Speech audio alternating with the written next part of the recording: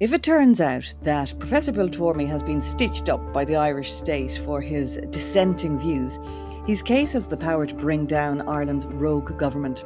So let's review why Irish authorities would want the professor silenced and his reputation ruined in the eyes of the public.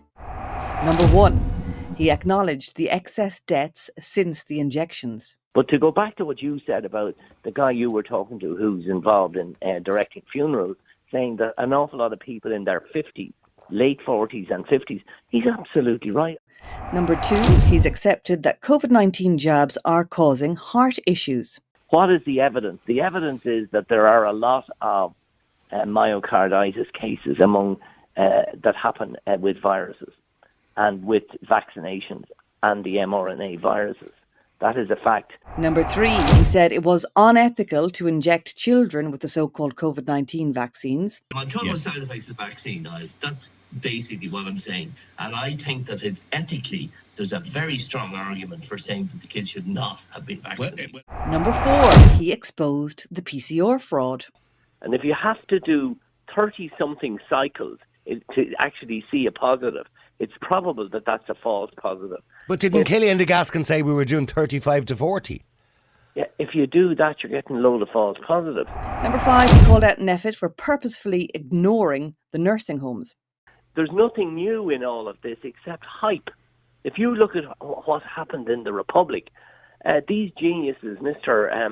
Holohan and company, didn't seem to notice the nursing homes for quite a while, which suggests that they didn't read the reports of the CDC in China or in Lombardy. Number 6, he openly criticised the policies of NPHET. Look, the situation here is that we have this NPHET crowd since last March telling us how to live our lives on a day-by-day basis. And they are often just simply either absurd or wrong or both. Number 7, he called out former state pathologist Mary Cassidy. Further back, in May 2006, he told the Irish Independent that he felt duty-bound to put forward his views on the death of Brian Murphy, claiming he believed that Dr. Cassidy's conclusions were wrong based on the fact that Brian Murphy had not drunk a lot of alcohol, which would undermine her theory that he suffered from apnea and stopped breathing as a result. Number 8, he called on the Medical Council to resign in March 2007. The Council's 14 members voted to carry out a fitness to practice inquiry into his professional conduct based on the opinions he expressed on the Brian Murphy case. I think I am completely vindicated, said Professor Tormey afterwards.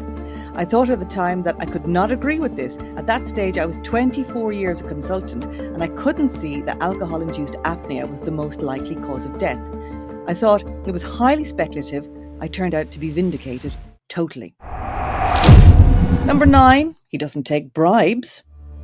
When asked, what is your salary for a newspaper interview in May 2006, he said, enough to refuse all political contributions and pay the taxman.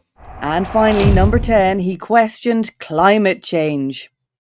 Professor Brendan Walsh on IrishEconomy.ie dispelled this idea of extreme weather. The weather, in fact, if you average the temperatures over the last 50 years, has hardly shifted in Dublin at all beyond one standard deviation.